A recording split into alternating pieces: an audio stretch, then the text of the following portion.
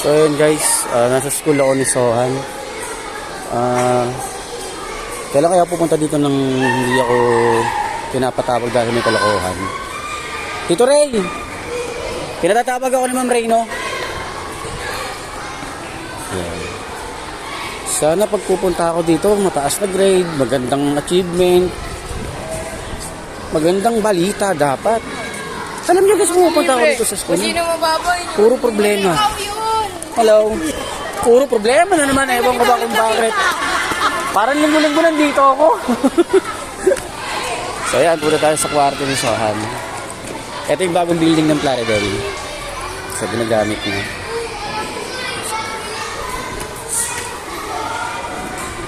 Punta tayo.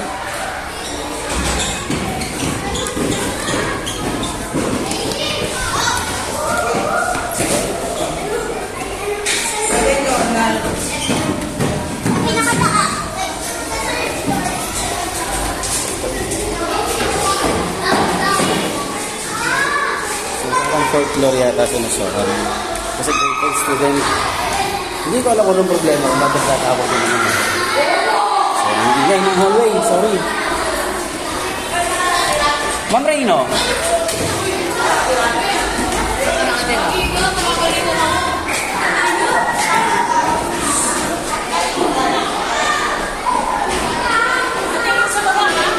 Okay guys, cut muna natin yung ano. So, dito na ako sa kwarto.